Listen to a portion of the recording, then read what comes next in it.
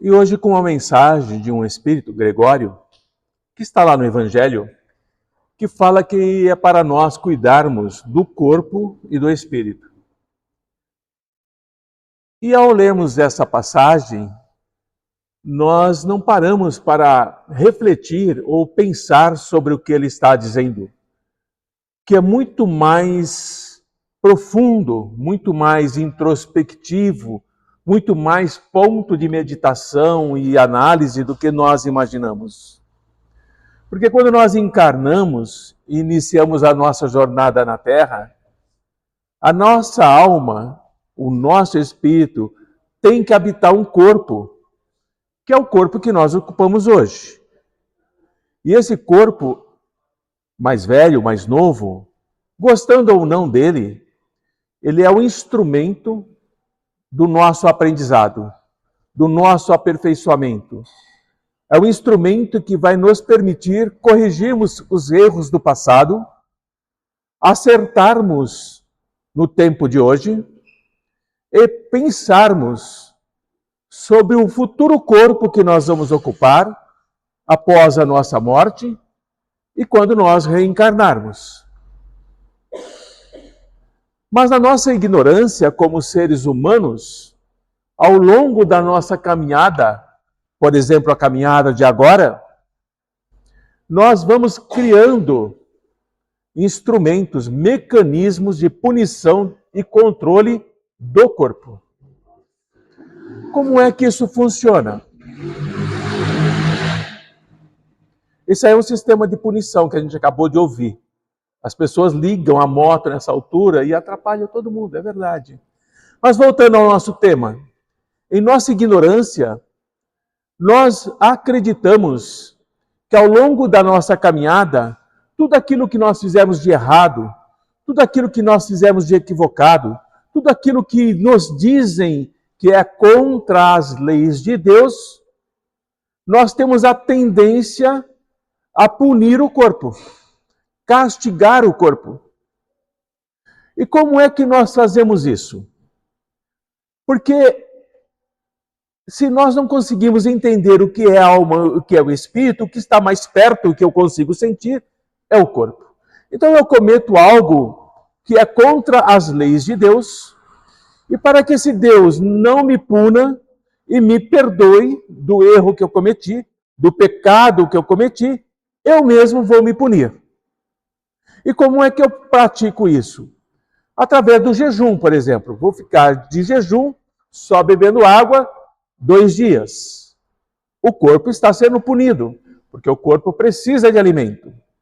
Rituais dolorosos, onde eu vou aumentar um pouco mais o grau de punição para o meu corpo.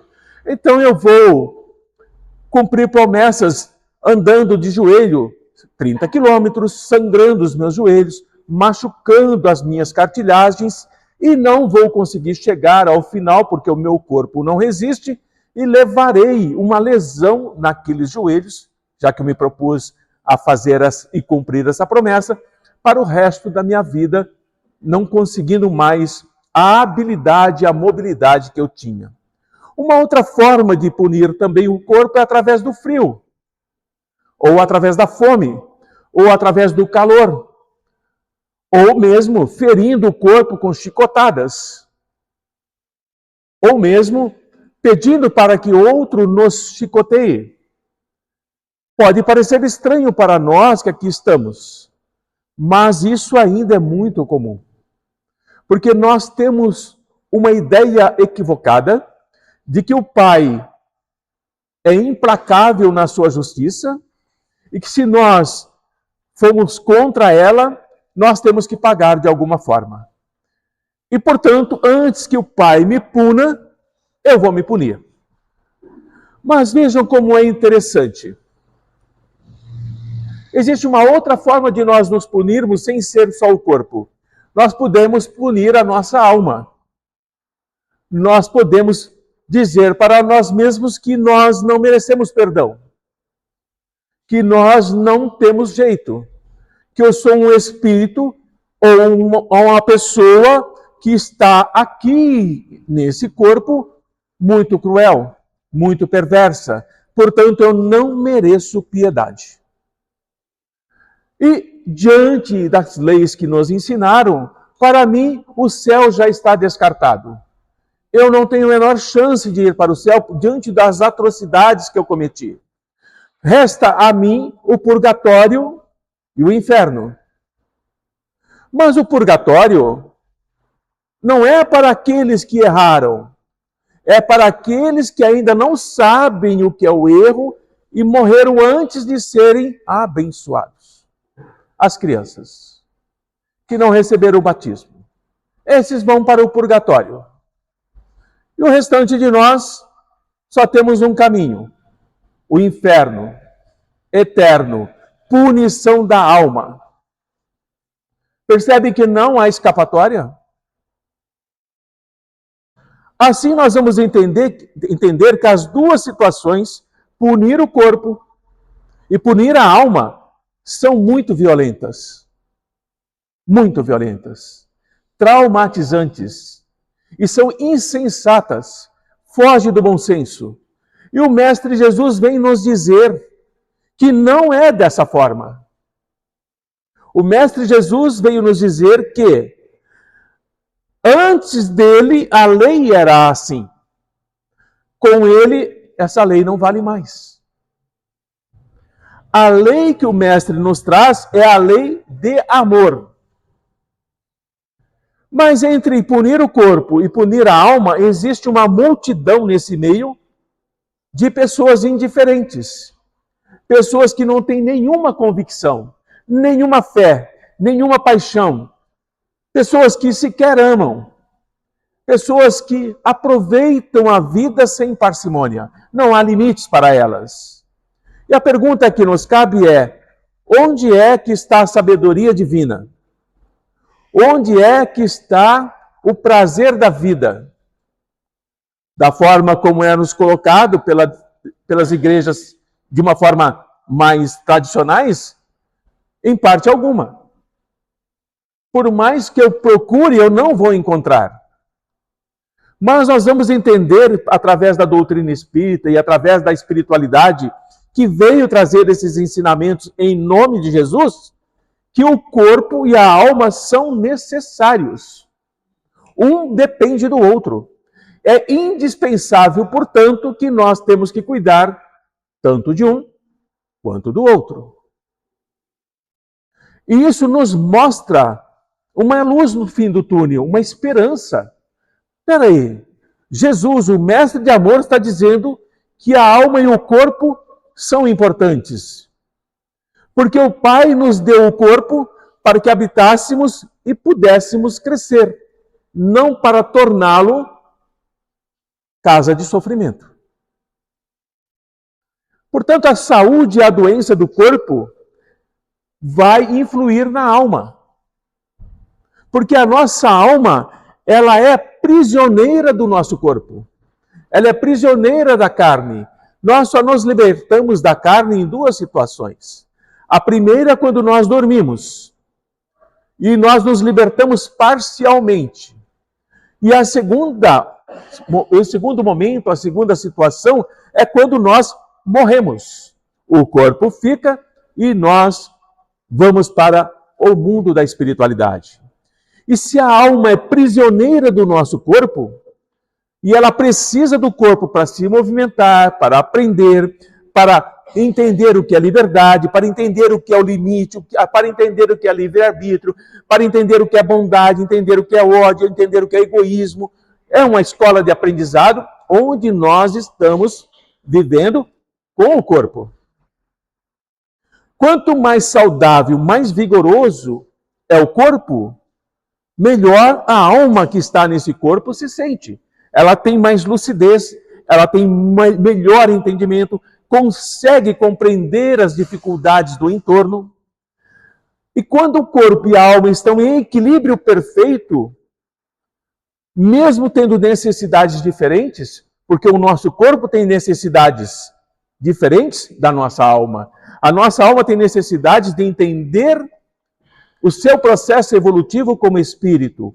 E o corpo tem a necessidade de ter que se alimentar, ter que cuidar de si mesmo, para que permaneça saudável o maior tempo possível.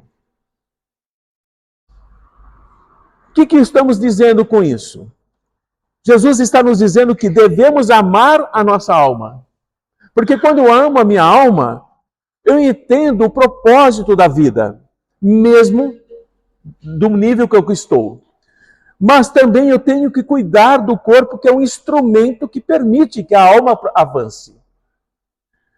Quando nós desconhecemos a necessidade do corpo, quando nós começamos a puni-lo, e agora existem outras formas de punição do corpo, que são a aparência do belo, a aparência de uma saúde que salta aos olhos, que são esses nossos irmãos e irmãs, que cuidam do corpo em extremo excesso e ficam praticamente desenhados músculo a músculo, estão punindo o corpo. Estão tomando uma série de medicamentos para que o corpo não seja o que o Pai nos deu, mas sim aquilo que eu quero. Aquilo que dizem para mim que é belo. Aquilo que me convence diante do espelho que eu sou o mais bonito ou a mais bonita de todos. Quando nós deixamos de castigar o corpo pela falta que nós cometemos como espírito, quando nós deixamos de castigar o corpo porque o nosso livre-arbítrio, e entendam aqui livre-arbítrio como escolha, eu começo a entender que se o meu corpo está sendo responsabilizado por algo que eu fiz de errado, é como se eu pegasse um carro aqui fora, fizesse algo contra as leis de trânsito e o carro fosse culpado. Traga isso para o seu corpo. Você faz algo contra as leis divinas e o teu corpo é culpado. E é isso que nos convence. É isso que procuram colocar em nossa mente para que sejamos o tempo todo conduzidos por pensamentos que nos levam a sempre ter medo de alguma coisa.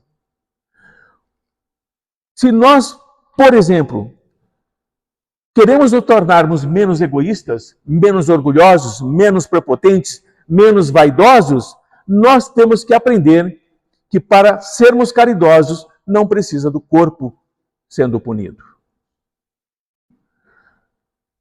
Muitos de nós vamos entender que a perfeição não está no corpo, mas sim nas reformas, nas modificações que eu vou trazendo para o meu espírito. À medida que eu vou entendendo, passo a passo, aquilo que eu não compreendia antes. O que a espiritualidade nos diz sobre essa questão? Que quando nós carregamos dúvidas, quando nós não temos certezas, quando nós estamos equivocados ou por dentro acabrunhados, temerosos, angustiados, é preciso olhar para fora do corpo, para entender o que é o processo da alma. Mas eles nos falam que nós não nos perguntamos por que é que estamos em determinada situação. Eles nos dizem que nós apenas interrogamos a Jesus, ao mundo espiritual, aos santos, aos anjos, por que é que eu estou nessa situação? Como é que eu cheguei aqui? Mas todos nós que aqui estamos, e toda a humanidade como um todo, nenhum de nós reencarnou sem um mínimo de atenção da espiritualidade. Todos nós tivemos atenção deles, cuidado deles, nos direcionando para a existência que estamos. Nós não saímos simplesmente abandonados. Amigos que nos amam foram nos dando a direção mínima para que nós pudéssemos chegar e sairmos vencedores. Mas existem aqueles que têm consciência de nascer, de renascer, e aqueles que não têm consciência nenhuma da vida espiritual. Aqueles que pensam que esta é a sua primeira e única vida. E vão viver de acordo como deve ser. Não sabem da continuidade da vida como espírito.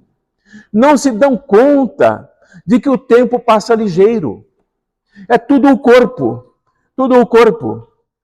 Não se dão conta que logo vão voltar para a vida espiritual.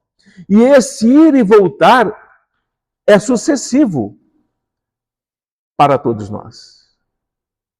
Eis aí uma lei da igualdade. A reencarnação é lei divina. Não tem esse eu quero, eu não quero. Tem que reencarnar. Querendo ou não. Embora se dê oportunidades e oportunidades. Mas à medida que vão compreendendo a espiritualidade própria e a espiritualidade daqueles que estão ao seu redor, vão entendendo o papel que estão vivenciando naquele momento, nesse instante que estamos. Qual é a pergunta correta, então, que devemos fazer?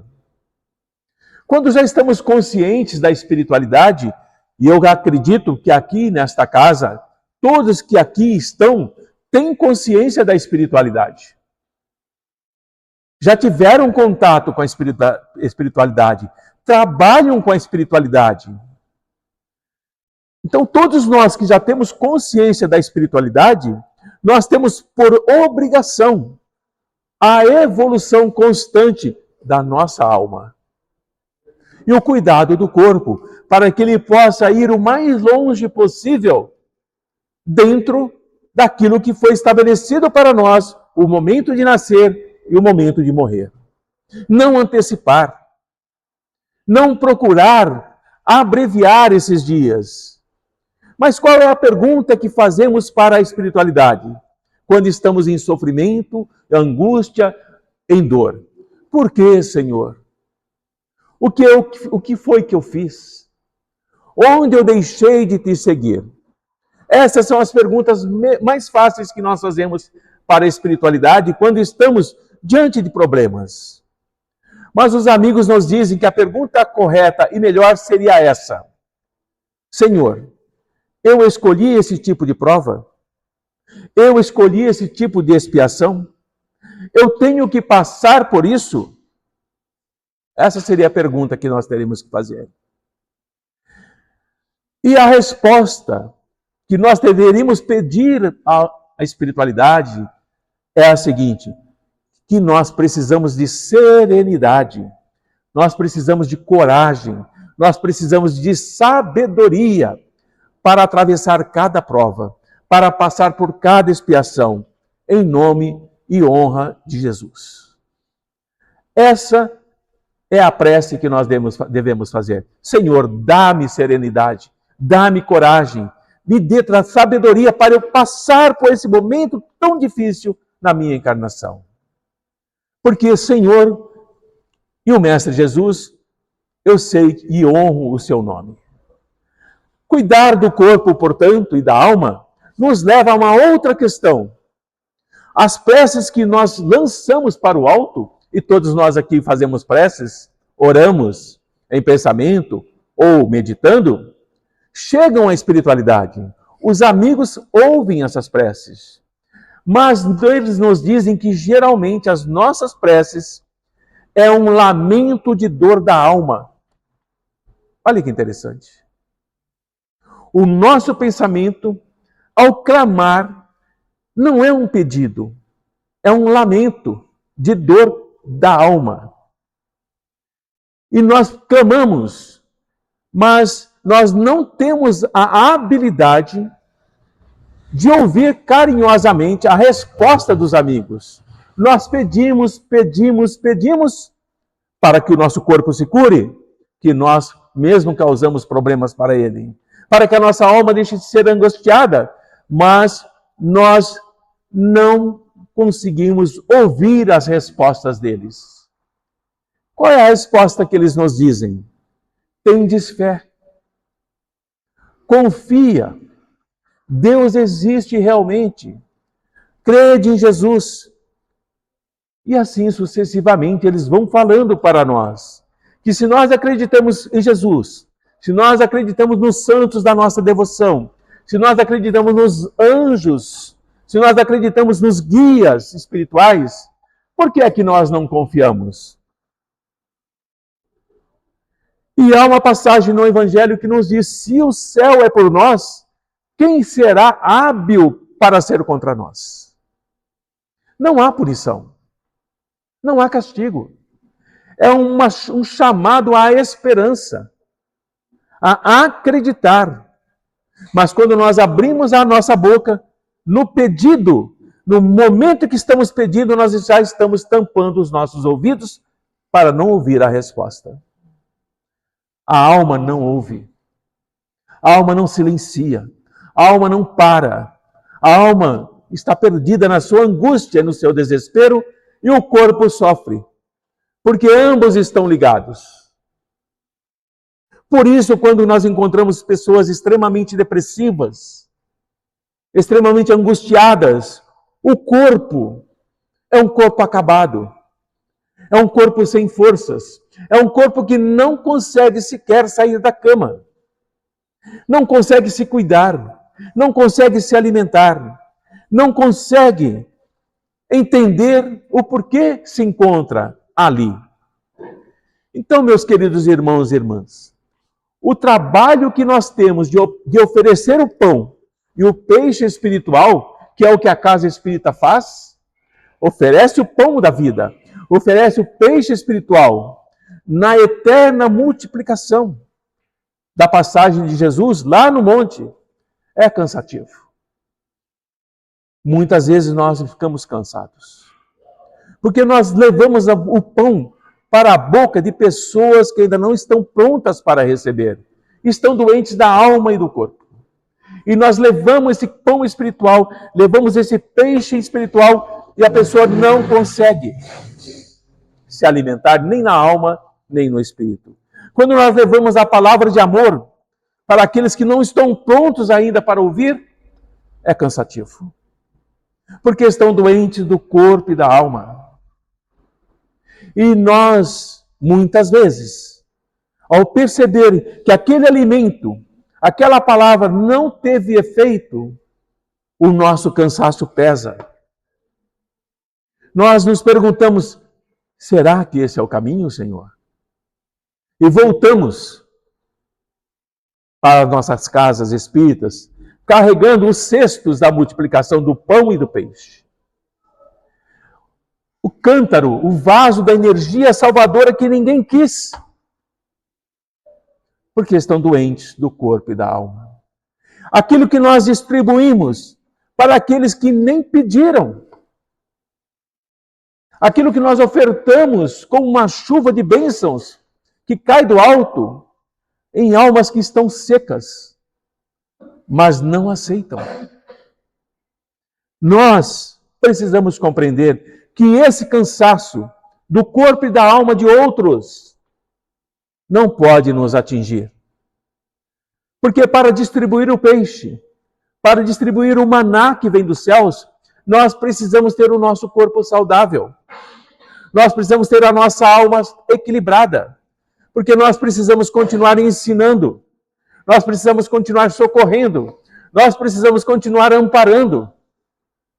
Cuidar do corpo e do espírito são dádivas preciosas que o Pai nos concedeu. E nos colocou um trabalho à frente, para que as verdades espirituais possam chegar aos ouvidos daqueles que não cuidam do corpo e muito menos da alma. Vêm em busca de milagres na casa espírita. Não sabem que não há milagres. Vêm em busca de negociação. Não sabem que não há negociação. Porque se todos nós somos iguais perante o Pai, não há preferidos. Não há aquele mais ou menos amado.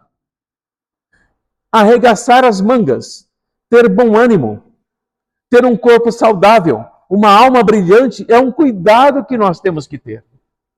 Nós que servimos a Jesus. Porque nós também carregamos, como o mestre ensinou, o cesto da misericórdia. Nós carregamos o cesto da paz, o cesto do amor. Nós carregamos o peixe espiritual para aqueles que necessitam, para aqueles que já têm fome na alma e no corpo. Ser espírita, ser trabalhador de Jesus, para Jesus, é um trabalho digno, mas é um trabalho exaustivo. Não há descanso, nem de dia nem de noite.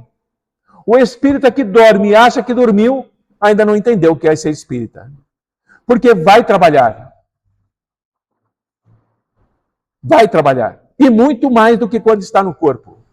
Aquele que trabalha servindo a Jesus não tem mais o direito de andar sozinho, como o amigo espiritual nos disse. Nós estamos o tempo todo acompanhados por eles, porque nós aceitamos o trabalho da última hora. O trabalhador de última hora precisa cuidar do corpo e do espírito. Precisa compreender a dádiva preciosa que ele está recebendo. Precisa entender que as verdades espirituais que chegam aos nossos ouvidos precisam ser semeadas pelos campos do Senhor. E o mestre nos diz que a colheita é grande, mas os trabalhadores são poucos. Por quê? Porque muitos trabalhadores se deixam adoecer. Porque muitos trabalhadores se deixam esvaziar na sua própria alma por acreditar, por se sentir cansado, por se sentir exausto, por se sentir abandonado pela espiritualidade. Mas eles não nos abandonam. Jamais. Por isso é importante compreender o Evangelho do Mestre Jesus. Compreender que nós estamos habitando um corpo que pode estar doente sim neste momento. Mas, Senhor, essa prova e essa expiação fui eu que escolhi? Dai-me forças, dai-me serenidade, dai-me tranquilidade, para que eu possa conseguir te servindo enquanto este corpo eu habitar. Não pedir em lamento a espiritualidade para que nos poupe. Se for do nosso merecimento, do nosso entendimento, e não é castigo, nós seremos sim auxiliados, amparados, fortalecidos na nossa jornada espiritual. Esse é o tema da tarde de hoje, cuidar do corpo e do espírito. Porque quando estamos com os dois em equilíbrio, tudo ao nosso redor fica fácil, a nossa visão de mundo se amplia.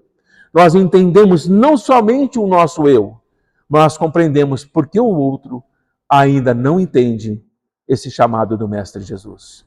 Porque o outro que já ouviu o chamado, o distorce, ou modifica a seu bel interesse, a seu bel prazer. São ovelhas vestidas de lobo. São aquelas que se fingem de bons pastores, mas têm a mente, a alma e o corpo doentes. E o Mestre nos fala que aqueles que estão nessa situação serão jogados para o pranto e ranger de dentes, que é uma nova encarnação. Mas muito mais trabalhosa, muito mais dificultosa do que essa que acabou de deixar. Nós que aqui estamos, temos que ter um único propósito. E nesse propósito está todo o restante. Vestirmos a roupa nupcial da parábola de bodas. Porque somente com essa roupa nupcial é que nós teremos o nosso corpo espiritual e o nosso espírito completamente puros e sadios, sem nenhuma mácula, sem nenhuma sujeira, sem nenhuma mica, nada que nos possa devolver a um corpo de carne para que possamos nos aperfeiçoarmos lentamente. Que a paz do Mestre Jesus esteja com todos nós nesse momento e que a espiritualidade esteja trabalhando com todos vocês logo mais na reunião que irão fazer. Muita paz a todos e até o próximo encontro. Se eu me lembro bem, acho que deve ser agosto, tá bom?